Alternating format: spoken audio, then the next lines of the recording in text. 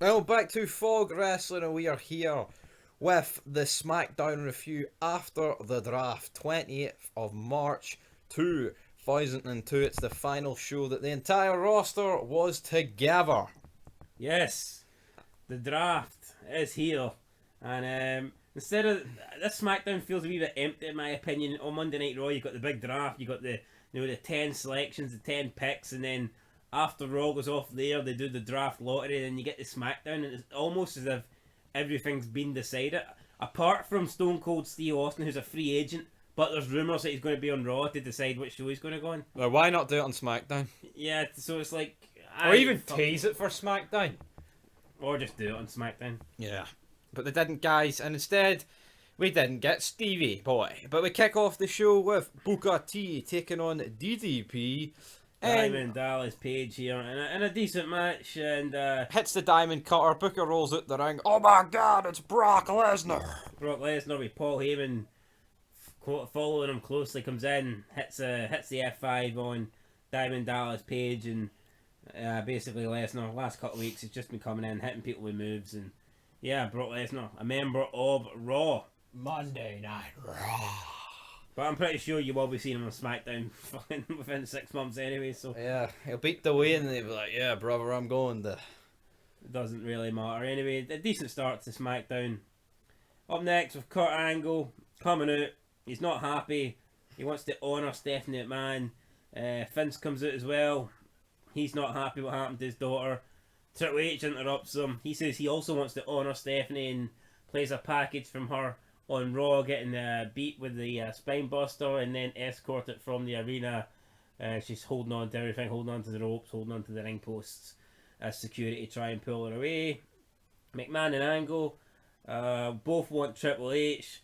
McMahon says it's going to be Kurt and himself taking on Triple H in a handicap match tonight.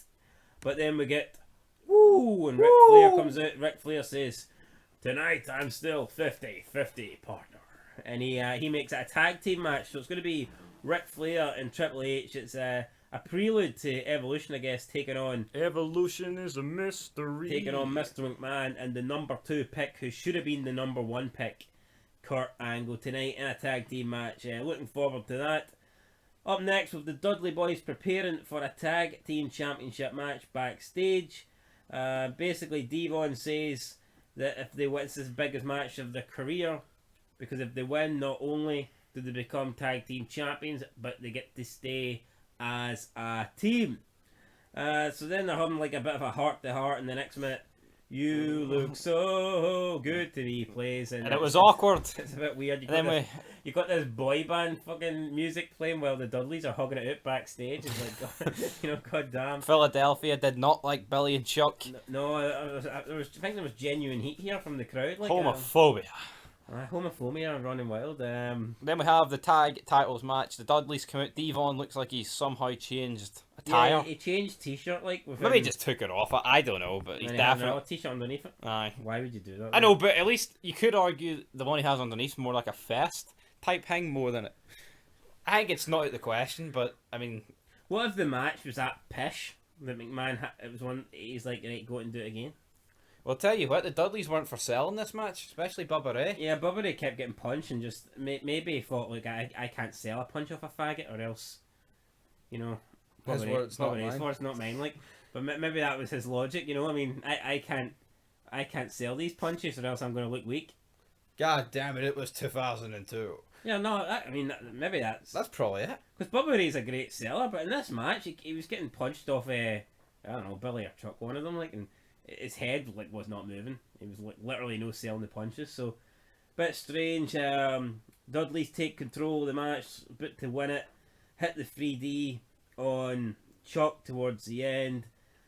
Rico comes in, breaks up the count, and then Devon, like an absolute single-digit IQ Mongoloid, chases Rico to the back. I mean, I can understand chasing him around the ring, but to leave your partner in a 2-on-1 situation in the biggest match of your career. I mean, Devon, come on to fuck. I mean, you should, even if he chases him halfway up the ramp, right? That's fair. But he chases him to the back. I mean, what the fuck was he playing? Back into the closet, for fuck's sake. I don't know what happened. Then Billy comes in, hits the Faymaster. Chuck gets the pin. 1, 2, 3. And then Bubba Ray's alright with it. He's like, oh well. Yeah, and as soon as Billy and Chuck win, then Devon reappears out of nowhere like fucking magic. And then they start beating up the Black magic. they start beating up the two gay guys, and that madness. That gets a pop. Yeah, the crowd are going mental. Devon, get the table. Table comes in. 3D to Billy through the table, and then the Dudleys Hug it out again. have a wee re-embrace, and they hug it out there. I'll So, catch your ass down the road. I mean, this was very good. Yeah, good wee backstage segment before it. Good match and a good ending to the match as well with the 3D and the Dudleys hugging it out. Crazy to think at this stage it could have possibly been the last time Devon and Bubba ever teamed up. Although we know now that's not the case, but Damn right. anyway, up next we have The APA reflecting on their partnership. They're talking about how they kicked ass and it's the final night that they will be able to do that, so they're gonna drink to it. In come Tori Wilson and Tajiri.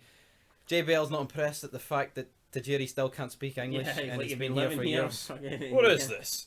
He's pointing at the beer cans. He wants them to go and get the rest of the locker room, having a party here. APA. All the jobbers. Style. Yeah, anyone that's no relevant. Everyone that was selected in the draft lottery, apart from Booker T. I know. So they tell Tajiri to go and get the rest of the locker room. Beer. And Bradshaw's like, oh no, Tori can stay. Strip poker, son. And she says she's not good at poker, and Bradshaw's like, oh, that's great. And he says they're going to play strip poker. So up after that, good segment. After that, Matt Hardy and Lita basically talking about how they managed to stay on the same brands. Same as Jeff as well. Same as Jeff, yeah. So maybe a bit of scripting going on there. Jericho comes and he's no happy. He says that he'll not live it down until he's champion again. Matt Hardy calls him a has-been. Walks away. Jericho obviously took offence to that and attacks Matt from behind. He falls into Lita and they fall into a truck thingy, case, cabinet, whatever it was. Then Jericho's like, I'm not a has-been. And I kind of agree with Jericho here. I mean, he's not a has-been. I mean, maybe a one-hit wonder. Yep. But a has-been? But even if he was a has-been or a one-hit wonder, Matt has no right. Matt'll never win a Universal Championship. The only thing Matt wins a silver belt in ECW that When it's been dead for 3 years. it's probably got less credibility than the fucking Hardcore Championship at that stage. So Yep. I mean, I just don't see how Jericho's a has-been here. I really don't. I mean, a has-been's like fucking the NWO.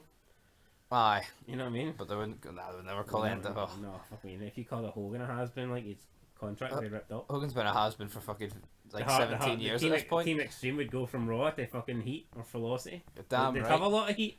That's for sure. Next up, though, we have the Hulkster and the Rock backstage talking about they're scared. Well, Hulkster's talking about he's scared of Kane, and it's cringy, but it's Hulk Hogan. It's awful for Hogan, but arguably the best part of the show. I mean, Hogan's like, that guy, he's a big scary guy. I've seen a lot of scary giants, but King Kong Bundy. this scary giant is scary. And then the Rock's like kind of ripping the piss out of Hogan a wee bit here. Yeah, talk about scary giants, but when the Rock's talking about scary giants, it just seems cool and hip, and like the Rock's like kind of ripping the piss out of it. But when Hogan's talking Like scary, Hogan is stuck in like an 80s fucking horror movie, like cringy fest, like a slasher. then the Rock's making the fun of King Kong Bundy. Whoa! Then Kamala and slapping the stomach. Then Kane comes out of nowhere. The Rock asks him, "Are you ready?" And Kane says he's ready. And then Kane says to the Rock, "Are you ready?" And he's like, "You bet you're." And Kane goes, "It doesn't matter if you're ready." Then he starts ripping off some Hulk Hogan. The Caneites. The Caneites. And he does a lot of Hulk Hogan poses, and this was fantastic. Then he leaves, and Rock and Hogan are kind of looking at each other. What the fuck? Not knowing what happened. But yeah, Kane certainly didn't come across as a big scary giant here as Hulk Hogan described him. No. Can we trust this scary giant? I mean, Cringy, but let me tell you something, bro. I think, I don't know, to me, I don't know how someone as limited and just bad as Hulk Hogan can be the So biggest fucking thing ever. great. I mean, it's like, it's acting's pish. It is like, I mean, It's almost that bad. It's great. it's borderline. Oh, it is. I say that's what it is. That's what it is. No, but he's not a good actor. Well, yeah, look at his movies. I haven't watched them, like, but I mean, the guy's just... Listen, McMahon, if you think I was the right guy in the wrong place at the right time on the wrong day, then you're a bigger right winger left guy than I thought you weren't, because I'm not the guy at that time, please. Donny T, bro. I mean, come on, Hulk Hogan, sort it out, right? Get with the script, or just, I don't know, make your own script. Great segment, but fucking, I don't know, Hulk. To me, Hulk Hogan is a guy that belongs in the 80s, and I don't think he does well in any other era. No. I mean, I'm literally thinking every Hulk. I think he was alright with the NWO. Yeah. But as soon as you take him out the NWO, it's like, I don't know. Heel Hogan works, face doesn't.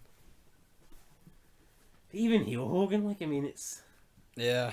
Like, the way him and Nash run away from Austin a couple of weeks ago was Yeah, I was like... fucking childish. It's 3-on-1, and they're bottling it. Like, And all three of them are far bigger than Austin. exactly, I mean, what the fuck's happening here? Anyway, up next with Hogan, Kane and The Rock versus the NWO in a good match. The Rock did most of the work, which is not Kevin real. Nash did this spot about 10 times where he got one leg over the hip and then he just got punched and fell. Oh, I was just waiting on his leg getting stuck and him getting hung up there. And he's hanging upside down in the leg, fucking caught the His ropes. quad just I mean, snaps in that, two. I mean, that would have been great. Unfortunately, it didn't happen. The Canaanites get the win with a choke slam on X-Pac. And, I mean, yeah, X-Pac went from being this irrelevant guy who held 2 titles Nobody cared about. and now he's just in the NWO and he seems like a big deal, even though he took the pin here, but it is what it is. Good match. Up Just next- shows you the power of booking though. Yeah, Everyone now is dead. Doesn't matter what you do with them. yeah. Just the way it is. Next up though, Jericho versus Matt Hardy. And Jericho's won right into the mid card. Well, let's not. I don't want to disrupt the review here, but Mustafa Ali says that he's still looking for ways that Retribution can move forward. You should they you need still to look want- one way and that's it the fucking group. He still thinks the Retribution need to be explored more, and we need to learn why they're in WWE and what do they want. What do they want? What do I want? Fucking Retribution not to be on the TV. Right, anyway, Chris Jericho, Matt Hardy. Jericho beats Matt Hardy. Low blow. Walls of Jericho. Gets him a tap. Then does the Walls of Jericho and Lita. They basically sold this out as Jericho could do what he want because next week he'll be on SmackDown and the Team Extreme will be on Raw. Where was Jeff? Jeff nowhere to be seen. Probably in the toilets backstage doing some cocaine. But yeah, Jeff Hardy wasn't here. Snorting L's, brother. We then have another backstage segment with the APA playing cards. Christian thinks he has a good hand. Fucking Bradshaw and Farouk here are plastered, I think, by this stage. Pretty pissed. Hurricane passes out. Yeah, Hurricane takes a wee sip of beer and fucking falls out. As if he'd been spiked or something. You got Foul Phoenix here, you've got Godfather, basically a bunch of jobbers. Anyway, Christian thinks he's got a good hand. Then Tajiri goes, "Ho!" And out of nowhere, Tajiri says something in It was like Japanese English. He said something in English but with a Japanese accent. I don't fucking know what he said. Ho. Like, "Whoa." And then even though Christian apparently had the greatest hand ever, Farouk and Bradshaw just declared Tajiri the winner. They didn't even look at Tajiri's cards. They didn't look at their own cards or Christian's cards. They just They're just like they just fucking. But like, it doesn't make. I mean, how would Tajiri winning mean Tori Wilson needs to strip, but Christian winning means that she wouldn't? I don't get it. But anyway. Yeah, and why wouldn't they need to? You know, what I mean, it's a disaster, but it works. I don't even think Farouk and Bradshaw have cards at this stage. All they have is beer. Anyway, to declare Tajiri the winner, so they could tell Tori to go up. She gets up and she's got like this wee tiny gold chain on her around her waist. She takes that off and puts it in the middle, and then Christian goes, I was one card away from a full house, and he slams the cards onto the table and he starts fucking freaking out, temper tantrum. Farouk's like, damn, and Farouk's looking at him as if he's like this fucking big overgrown man-child, and the entire time, like, Bradshaw's just zoomed in at the middle of the table, then he picks up this wee gold chain, and Bradshaw's like, what the hell?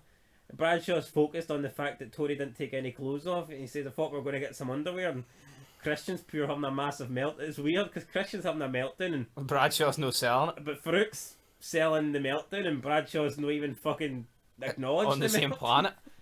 Yeah, and Christian's like, his beer's flying, beer and cards and money's flying everywhere. And, Tajiri's like, ho ho and ho. Bradshaw's like just holding up this wee gold chain as if he's hypnotised by Tori Wilson's jewellery, and he's like, and then fucking Tajiri's just doesn't even know where he is. Oh, me, so, oh, you know, like, aye, great segment. Comedy gold. One of the best of the show.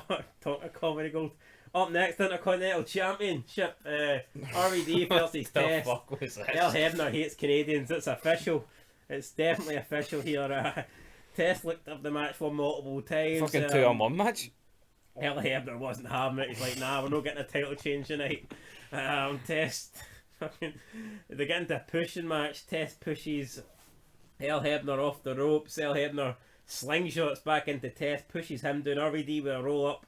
Hebner goes for the cover, and Hebner goes for the pin even, and Test kicks out just at about 2.5. Then Test rolls up RVD and gets his hands on the ropes, and well, Hebner runs over and fucking jumps up. He like uses the ropes to like pull him Punt out. him. It was like a fucking like Resident Evil Wesker style kick. I mean, I know, what the fuck. oh, like Matrix style. I mean, El Hebner climbs the ropes and does a fucking big boot to test his arms. You've become quite an inconvenience for me. And then RVD does like a sunset flip, and El Hebner just counts a free. He's not even looking at Test's shoulders. He's fucking looking down at the mat. He's looking like the opposite direction. He's not even looking at Test's shoulders and just counts a fast free count. And then, oh my god, then he stumbles out the ring and almost falls over. And oh my, what's El Hebner doing here? 2-on-1 match. El Hebner and RVD retain the Intercontinental Championship. What's that all about? I don't know, man. Fucking El Hebner better hope that he doesn't get drafted to the same show as Test, because I think there was definitely a screw job going here tonight. Next up, though, we have Raven addressing his SmackDown opportunities, looking like Predator. I mean, Great line from Jerry. yeah, Jerry the Waller Law. saying Predator wants his hair back, and first time we've seen Raven in about 6 months. Since Austin I mean, barred him. yeah, since they barred us, could he even be more than 6 months, to be fair? That probably is. Unless Raven was in that immunity battle royal. I don't think he was. Even then, that must be about 6 months ago now. It must. It would be. But yeah, aye. Madness. Anyway, up next, Maven versus Raven. Raven. Fuck me. Anyway, tongue twister hardcore championship match. Out of nowhere, Tommy Dreamer, a guy that I thought was dead. And another thing about this show, along the bottom, you've got like D'Lo O'Brien being announced for Raw. We haven't seen him in Yeah, the fucking draft 3 picks. years. It's like D'Lo Brown legit no been there in '99. He's been drafted in the lottery ahead of Chris Jericho. Like, what the fuck? I mean, I don't know. It just shows you all the draft lotteries, and you've got Jericho's name there along with D'Lo. all these guys that are fucking Stevie Richards. When was the last time we've seen him? I don't think we've seen him since he came out alongside Chronic. And that was a hell of a long time ago. Now, whose idea was that? Chronic? I don't know. Croc a pish. Brian Adams. Anyway, Tommy Dreamer comes out, basically gets zero momentum. Fucking guy comes out. Gets buried. Guy comes out mid-match and gets buried by Maven. Normally, if someone comes out mid-match with a weapon, they're going to, do damage with it. Fucking Tommy Dreamer comes in with a weapon, gets his arse kicked by Maven. Then Maven or Raven, whoever it is, Raven Wins. drop toe holds Maven onto the steel. Fuck, that just sounds. The ECW original drop toe hold at the rookie onto the steel chair, because saying their names just complicates me. Then does the DDT and wins the hardcore belt. And all of a sudden, McMahon's pick looks like absolute shit. McMahon wasted a draft pick on Raven for the simple fact that he thought he was getting the hardcore championship. Now he's not. I mean, if I was McMahon, I'd want to be going. I'd want to be restarting the draft, like GM mode. Can always get Maven. He's know what I worth mean? hee-haw. It's like, but I thought having one of the Dudleys was bad. Holy shit! Having Maven without the belt, that's no right. That's definitely no right. Like McMahon should. He's near greeting. McMahon should do something. Anyway, yeah, backstage he's no happy. Him and Angle getting ready then for their tag team match tonight. Then we have the one last APA segment backstage. They're all drinking. William Regal comes in. He's Couple of tots. Couple of low-life scum. He's just fucking brilliant, like, buried them all. The only thing he did say was a couple of fucking bunch of jobbers, like, but Regal then putting over the fact he says that this could happen last week, that the You've got it all, APA. the APA would be officially out of business, and then Bradshaw just pulls him over the table, starts battering him. Big massive brawl. Farouk out of nowhere just starts beating up Spike Dudley, who didn't do anything. He was just standing there in the background. Farouk just grabbed the nearest guy to him, I guess, starts beating him up. Farouk on the roids. Farouk gets his shirt off, man. He's fucking looking jacked. Looks like he's been arm wrestling Kane 24/7 backstage or something. Then the APA leave through the door. They get the open sign. They turn it around to close. Then they walk away, and the lights go out, and the crowd cheer. And what a moment! I mean, how can the APA walking out a door that's not connected to any walls Be or fucking anything brilliant. be better than anything we've seen the last 10 years in wrestling? I mean, I don't understand that. Then main event time: Mr. McMahon and Kurt Angle versus Triple H and Ric Flair with one shoe. I mean, Woo, did I? I mean, Ric Flair looks old and out of shape enough without having to fucking wrestle in trousers. Like, I don't think that. I see him wrestling in trousers and one shoe and grandpa socks. I don't think that helps the image at all, unless that's what they're going for. Out of date, past. It's kind of like he's the owner. I know, but how come McMahon gets to fucking wear his wrestling gear? Well, I wouldn't even say what Maybe they made it like. I wouldn't say what McMahon's wearing wrestling gear, but that's what McMahon's wore ever since he started wrestling. Maybe it's more like he just announced himself in the match, so he didn't have his gear. Can you not have borrowed Triple H's gear or something? Or? I don't, fucking. Who else's gear could he have wore that would be retarded? Again, I don't know. Hurricane was passed out. Could have stole his the Hurricane. I don't know. Anyway, Triple H, Ric Flair. This was a limited match. It was good. McMahon roiding up, doing the Hulk Hogan, the Flair and Triple H. A load of funny spots with McMahon trying to lock in the figure four. And surprisingly, the heel team win going into Monday Night Raw. McMahon's had a few laughs over big Ric Flair, hasn't he? Like, Well, he lost at the Rumble, like, but yeah, I guess part for that, like, he's. ever since the Rumble, though, Flair's been getting buried left, right. He got buried, castrated in the boardroom. Taker barred his entire family. Well, I guess the heel team did pick up the win here thanks to Taker. Deadman comes out, big boot to Flair while he's trying to apply the figure four, and that's what led to them getting the win. So, yeah, Triple H checks on Flair, show goes off there. And I guess this is, I guess you're looking forward to Raw, see what happens with Flair and Taker. I know in terms of a draft, it was kind of like lackluster, but I thought this was funny as fuck. And well, this was a great show, but I do think the draft lottery should have happened tonight. Yeah, and you could have had them reacting backstage with the APA and all. Not that those segments needed anything, but I just feel like that's where you could have included it. Like, I don't know how you could have done it. Like, obviously, I know McMahon and Ric Flair aren't picking because it's done at random, but you could have just done like the way they did it. Like the draft in like 2008 or whatever, and it just pops up on the screen. Or like the Rumble Tombola. Yeah, something like that. Yeah, I mean that's what. And like instead of like your name, it just says Raw SmackDown. Yeah. Anyway, that's what I would have done, but they didn't do that.